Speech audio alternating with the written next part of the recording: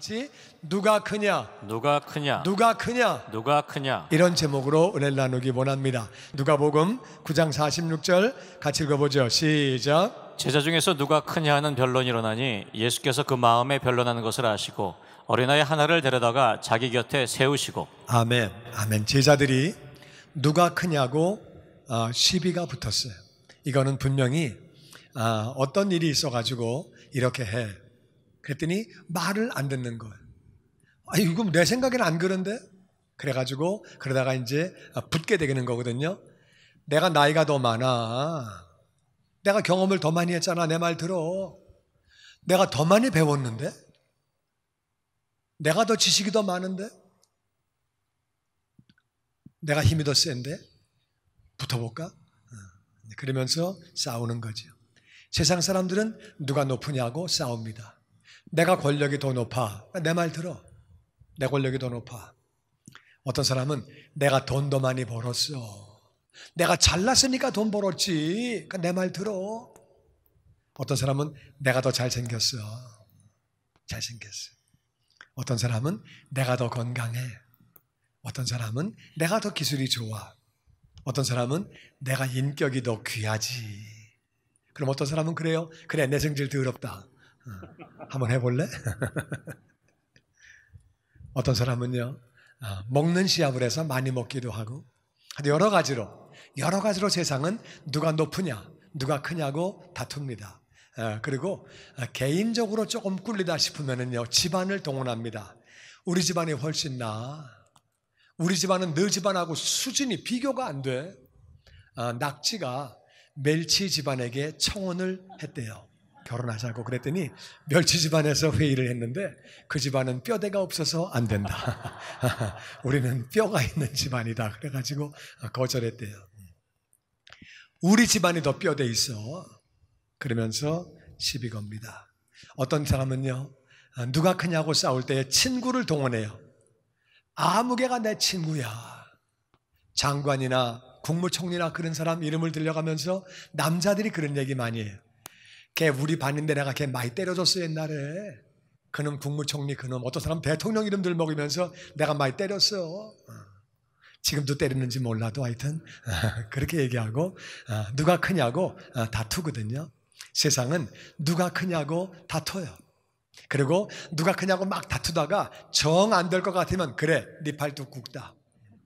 너 잘났다. 그래 네가 잘났다. 그러면서 상대방을 그래 가지고도 누르려고 하는 게 세상 마음이에요. 사람들은 커지려고 하고 누르려고 합니다. 제자들이 싸움이 붙었어요. 누가 크냐? 그래가지고 막 싸움이 붙었어요. 근데 예수님이 없을 때 싸웠던 것 같아요. 예수님이 있을 때 싸우면 안 되니까 없을 때 막 붙었어요. 주님이 날 제일 사랑하셔. 내가 나이가 제일 많아. 내가 경험이 제일 많아. 우리 아버지가 진짜 부자야. 우리는 정말 여러 가지 경험을 많이 했어. 막 그래 붙었는지 그랬어요. 그랬을 때에 예수님이 그 마음에 다툰 거를 아시고 어린애 하나를 데려다가 예수님 옆에다가 세우셨어요. 그러니까 다툰 거에 대한 해결책으로 다퉜으면 왜 다투냐? 다툰다고 밥이 나오냐? 다투면 뭐해? 그래야 될 텐데 야단 안 치시고 어린 애를 데리고 오셨어요. 예수님이 다툰 거에 대한 해결책으로 애를 데리고 오셨어요. 예수님이 어떻게 다툰 거를 해결해 나가시는지 한번 잘 보기 바랍니다. 어린애를 데려다가 세우시고 말씀하시는 모습이 48절 이하에 나옵니다. 같이 읽죠. 시작. 그들에게 이르시되 누구든지 내 이름으로 이런 어린아이를 영접하면 곧 나를 영접하며 또 누구든지 나를 영접하면 곧 나를 보내신 이를 영접함이라. 너희 모든 사람 중에 가장 작은 그가 큰 자니라. 예수님이 제자들에게 말씀하시기를 내 이름으로 이런 어린아이를 영접하면, 예수님의 이름으로 영접한다는 말은 예수님을 위하여, 예수님을 대신하여 내 이름으로 하는 것이 아니라 예수님의 이름으로, 내가 너를 예수님의 이름으로 영접한다. 일로 와라. 그리고 대접해 주는 거죠. 그렇게 어린아이를 영접하게 되면 그게 바로 나를 영접하는 것이다. 예수님을, 그리고 나를 영접하면 그것은 바로 나를 보내신 분 하나님 아버지를 영접하는 것이다. 너희 모든 사람 중에 가장 작은 사람, 어린애를 영접하는 게 작은 사람이래요. 어린애를 영접하면 작은 사람이 되는 것이고, 그렇게 작은 사람이 되면 그 사람이 큰 사람이래요. 그러니까 크게 되려고 하는 것은 잘못된 게 아니다. 크게 되려고 하는 것은 잘못된 게 아닌데, 다투면서 커지는 것이 아니라 어린아이를 영접함으로 말미암아 네가 커진다는 거예요. 어린애를 예수님의 이름으로 영접하면 커진다는 거예요. 그 당시에 어린애들은 오늘날도 그렇지만 동양에서는 그렇잖아요. 애들은 좀 무시당하고, 애들이 오면은 애들은 가라, 애들은 못 오게 하고, 애들이 뭐라 그러면 애들이 몰아라, 조그만 게 몰아라 그래가지고 애들은 무시당하고, 그러는 게 동양 사회예요. 미국에서도 애들은 하여튼 마이너 취급받고 다 그런데, 하여튼 예수님 당시에 애들은 무시를 당하고, 애들은 인구 숫자에 들어가지도 않아요. 애들을 빼고 항상 계산하는 거예요. 애들 빼고 그렇게 계산해요. 왜냐하면 애들은 뭘 잘 모르고, 애들은 도움이 필요해요. 도움이 필요하고, 애들은 또 좀 성가시고, 또 말을 잘 좀 안 듣고, 좀 이렇게 막 좀 그래가지고 애들 좀 그렇죠. 그래서 어떤 할아버지가 그런 얘기해요. 손주가 온다 그러면은 너무 기쁘대. 너무 좋아서 청소도 다 해놓고 다 준비하는데, 애가 오면 기쁜데 가면 더 기쁘대. 애 보기가 얼마나 힘든지. 오면은 좋은데 가면은 더 좋대. 애는 그래요. 애는 이제 그런데, 근데 예수님은 그런 애를 받아들이려는 거예요.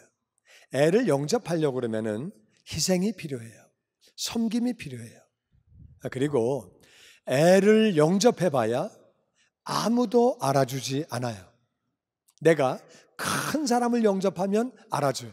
예를 들어서 이번에 우리 문 대통령이 미국에 오셨는데, 그분이 교포들을 부를 때에 거기에 불려갔다, 사진같이 찍었다, 그러면은 사람들이 와, 그 사람 대통령이 불렀대, 밥같이 먹었대, 같은 테이블에 앉았대.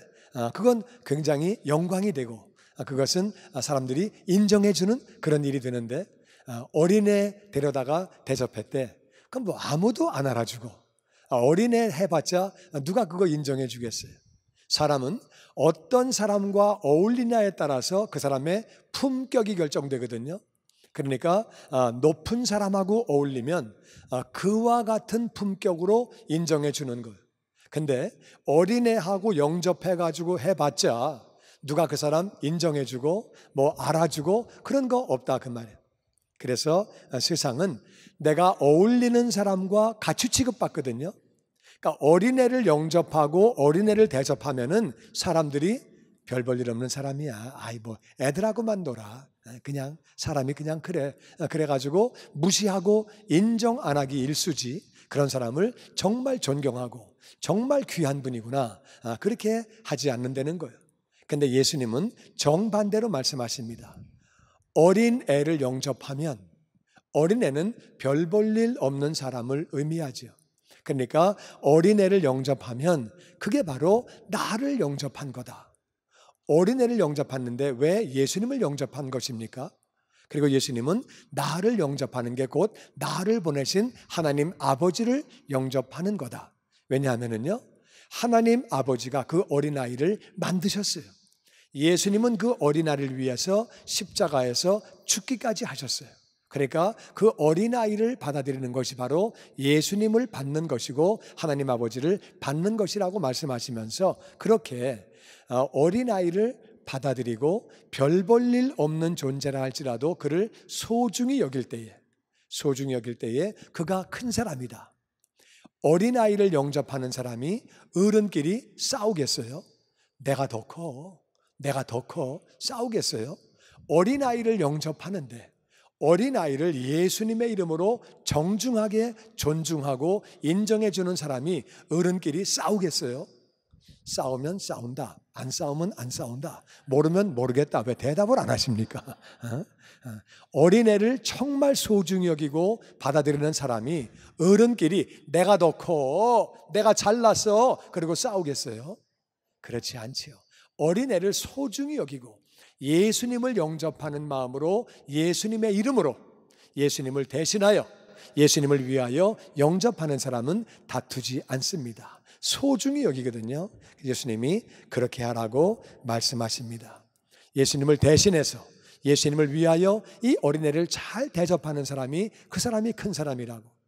이것만 들어가지고는 좀 이해가 가는 것 같기도 하고 안 가는 것 같기도 하고, 똑같은 사건이 좀 다른 내용으로 마태복음 20장에 나오는데 이 설명을 들으면 이해가 됩니다. 20장 18절 말씀 같이 읽어보죠. 시작. 보라, 우리가 예루살렘으로 올라가노니 인자가 대제사장들과 서기관들에게 넘겨지매 그들이 죽이기로 결의하고 이방인들에게 넘겨주어 그를 조롱하며 채찍질하며 십자가에 못 박게 할 것이나 제3일에 살아나리라. 아멘.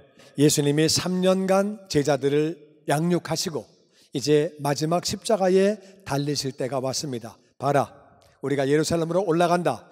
인자는 사람의 아들이에요. 예수님은 하나님의 아들인 동시에 사람의 아들이에요. 예수님이 인자가 대제사장들, 서기관들에게 넘겨지고 그들이 죽이기로 결정하고, 죽여야 한다. 아무 죄 없는 예수님을 죽이기로 결정하고, 이방인들은 로마 사람들이에요. 그 당시에는 로마 사람만 사형을 시킬 수 있어요. 유대인들끼리는 재판을 할 수 있지만 사형은 안 돼요. 그래가지고 로마인들에게 넘겨줘서, 그래서 그를, 인자를, 예수님을 조롱하고 채찍질하고 십자가에 못 박게 할 것이다.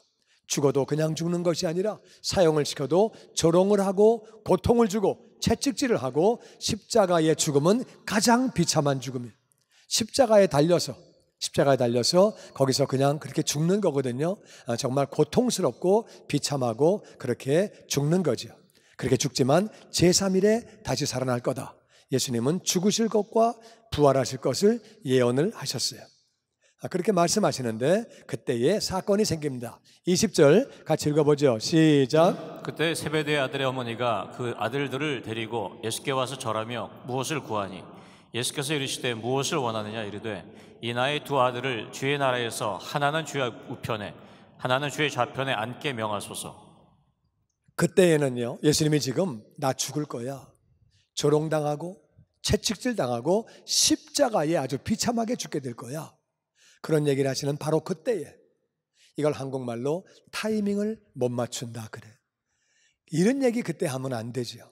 그때 세베대의 아들의 어머니가 왔어요. 아니 그냥 세베대의 부인이라 그러지 왜 세베대의 아들의 어머니라 그럽니까? 아니 그러려면 차라리 요한과 야고보의 어머니라 그러지 세베대의 아들의 어머니래요. 좀 웃기지 않아요? 세베대의 아들의 어머니. 잘 모르겠어요 무슨 말인지? 그렇죠? 이 말은 그 당시 세베대는 사람들이 다 알고 있다 그 말이에요. 돈 가지고 있는 사람, 실력이 있는 사람. 근데 그 엄마가 치맛바람을 일으킨 거예요.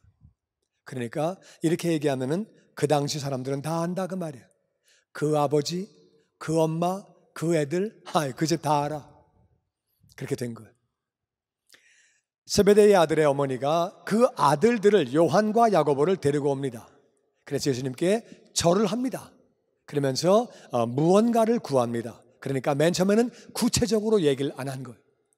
미안하니까, 예수님 돌아가신다는 얘기하니까. 그래서 구체적으로 말을 안 하면서 뭐 꼭 부탁드릴 게 있는데 들어주신다면 제가 좀 말씀을 하고요, 복잡하게 꼬면서 얘기한 거예요. 예수님이 뭘 원하니 얘기를 해봐라 그랬더니 주님 나라에서 우리 두 아들이 하나는 주님의 우편에 하나는 좌편에 있으면 좋겠습니다. 이게 옛날 말로 얘기하면은 우의정 좌의정을 우리 아들이, 오늘날로 말하면 비서실장과 국무총리 우리 아들이 지금 청탁을 그렇게 하고 있는 것. 예수님은 돌아가신다고 말씀하시는데 치맛바람은 그런 거 신경 안 씁니다. 무슨 소리야?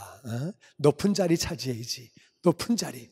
그래가지고서 그 자리를 무릅쓰고, 그러니까 이 엄마도 대단한 엄마예요. 지금 예수님 돌아가신다는데도 거기다 대고서 청탁을 합니다.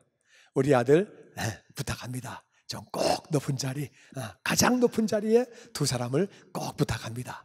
부탁을 하는 거예요. 그랬더니 24절 말씀에 같이 읽어보죠. 시작. 열제자가 듣고 그 두 형제에게 대하여 분이 여기거늘 예수께서 제자들을 불러다가 이르시되 이방인의 집권자들이 그들을 임의로 주관하고 그 고관들이 그들에게 권세를 부리는 줄을 너희가 알거니와. 아멘. 10명의 제자들이 열받았어요. 예수님 돌아가신다는데, 야 임마, 너 왜 엄마 데리고 와서 이거 뭐 하는 짓이야 지금? 너 엄마도 그렇지 왜 이런 얘기를 하시오? 그래가지고 2명한테 10명이 집중적으로 공격을 했어요. 이럴 수가 있냐? 막 그러면서 화가 났어요. 화가 났더니 예수님이 제자들을 다 부르십니다. 12명을 다 부르셔가지고 말씀하시기를 이방인의 집권자들, 하나님이 없는 사람들, 말씀이 없는 사람들, 이방인의 집권자, 총독, 왕, 이런 사람들, 그들은 백성들을 임의로 주관한다. 자기 마음대로, 자기 뜻대로 일로 와, 건축해, 농사지어, 세금 바쳐, 전쟁해, 자기 마음대로 백성들을 다 그렇게 주관한다. 그리고 그 고관들은 높은 관리들이에요. 왕과 총독 말고 높은 관리들, 장관이나 국회의원이나 도지사나 주지사나 시장들, 높은 관리들도 그들에게 권세를 부린다. 중간 벼슬 가진 사람들도 권세 부린다. 권세를 잡으면 다 권세를 부리는 걸 너희들이 안다. 세상은 그렇다는 거예요. 세상은 그렇다는 거예요. 그런데 26절에 같이 읽어보죠. 시작. 너희 중에는 그렇지 않아야 하나니 너희 중에 누구든지 크고자 하는 자는 너희를 섬기는 자가 되고 너희 중에 누구든지 으뜸이 되고자 하는 자는 너희의 종이 되어야 하리라. 아멘. 세상에서는 그렇다. 세상에서는 권력을 잡은 자가 지배한다. 높은 자가 지배한다. 그런데 너희 중에서는 그러면 안 된다. 하나님을 믿는 사람들, 말씀을 가진 사람들, 하나님의 자녀들, 하나님 나라의 백성들, 너희는 그러면 안 된다는 거예요. 너희는 원리를 잘 알아라. 크고자 하는 게 잘못된 거 아니다. 으뜸이 되고자 하는 것은 잘못된 것이 아닌데 방법이 세상 방법으로 하지 말고 크고자 하면 섬겨라. 섬기면 큰 자가 된다. 너희 중에 으뜸이 되길 원하느냐? 그러면 너희는 종이 되라는 거예요. 그 방법이 세상과는 다르다는 거예요. 하나님 나라에서 크고자 하는 것은 잘못된 거 아니에요. 으뜸이 되고자 하는 것은 잘못된 건 아닌데 밟고 올라가는 것이 아니라 다투면서 누가 크냐, 내가 잘났냐, 네가 높으냐, 그게 아니고 하나님 나라에서는 다같이 섬김으로 종이 됨으로 섬기고 종이 됨으로 말미암아 으뜸이 되고 큰 자가 된다고 주님은 그렇게 말씀하십니다. 주님의 방법은 그렇다는 거예요. 그러면서 28절에 다 같이 읽어보죠. 시작. 인자가 온 것은 섬김을 받으려 함이 아니라 도리어 섬기려 하고 자기 목숨을 많은 사람의 대속물로 주려 함이니라. 하나님의 아들, 하나님이신 예수님이 오신 것도 섬김을 받으려고 온 거 아니다. 나도 섬기려고 왔다. 그리고 섬기는 것뿐만 아니라 내 목숨을 많은 사람의 대속물로 주려고 왔다. 예수님은 섬기셨어요. 제자들의 발을 씻겨주시고 하나님이신데, 그리고 병을 고쳐주시고 가르치시고 천국 복음을 전파하시고 예수님은 이 땅에 섬기시려고 오셨어요. 그리고 인생들의 죄를 다 짊어지시고 죽기까지 그렇게 섬겨주셨어요. 제자들은요, 맨 처음에는 세상적인 방법으로 다퉜어요. 누가 크냐? 네가 커, 내가 커. 그래가지고 영향력을 미치고 주도권을 잡으려고 싸웠어요. 그런데 제자들이 변했어요. 예수님을 알고 난 다음에, 예수님을 경험한 다음에 죽으시면서까지 그렇게 섬기시는 모습을 보면서 부활하신 주님을 만나고 그들은 변했어요. 제자들은 맨 처음에는 그런 사람이 아니에요. 누가 크냐? 네가 커, 내가 커. 그랬는데 이 제자들이 변했어요. 사도행전 보니까 베드로와 요한이 같이 손잡고 기도하러 올라가다가 나면서부터 걷지 못하는 사람을 기도로 고치게 됩니다. 내가 은과 금은 가진 것 없지만은 내게 있는 것으로 내게 주노니 곧 나사렛 예수 이름으로 일어나 걸으라. 그럴 때에 그가 일어나서 뛰면서 걷게 되죠. 사람들이 난리가 난 거예요. 우와, 베드로, 요한, 와. 오늘날 말하면 오빠 그런 거예요. 근데 우리의 권능으로 한 거 아니다. 예수님이, 너희가 죽인 그 예수님이 저를 일으켜 세우셨다. 예수님 믿으라고. 옛날에 베드로 같으면은요, 봤지, 내가 누군지 봤지, 다 무릎 꿇어 이놈들아. 그렇게는 안 했어도 뭐 하여튼 어떻게 했겠죠.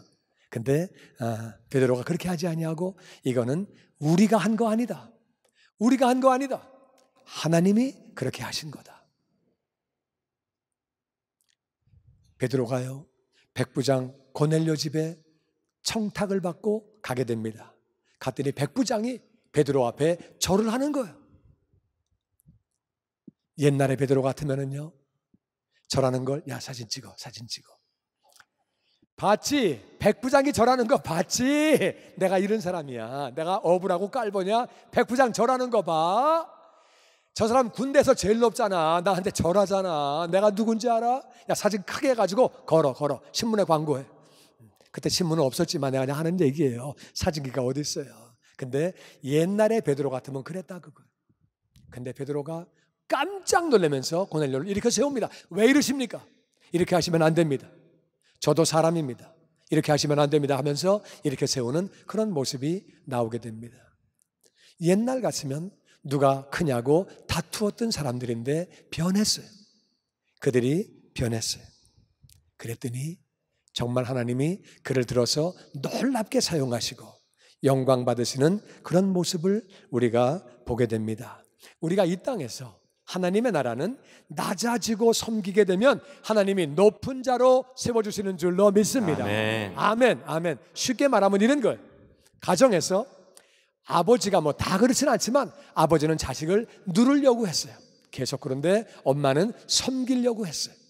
뭐 가정마다 조금 차이가 있겠지만 안 그런 집도 있지만은 엄마가 열심히 섬기려고 그러고, 엄마는 어떨 때는 아들한테 욕을 먹어가면서도 섬기려고 하고, 애가 짜증내고 싫다는데 왜 그래? 그러면서도 엄마는 섬기려고 하고, 아버지는 이 자식이 그냥 왜 이따위야 이게 말도 안 듣고, 그래가지고 막 누르려고 하는데 세월이 지나니까 애가 엄마를 존경합니다.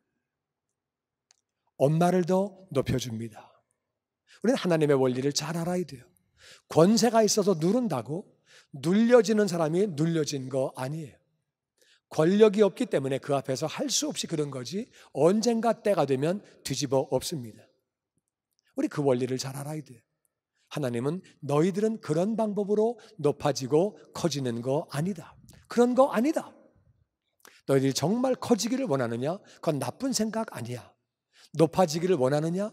으뜸되기를 원하느냐? 그건 나쁜 생각 아닌데 방법을 바꿔라. 섬겨야 한다. 어린아이를 영접해야 된다. 높은 사람하고 사진 찍으면서 인정받는 거 아니다. 그건 세상 방법이다.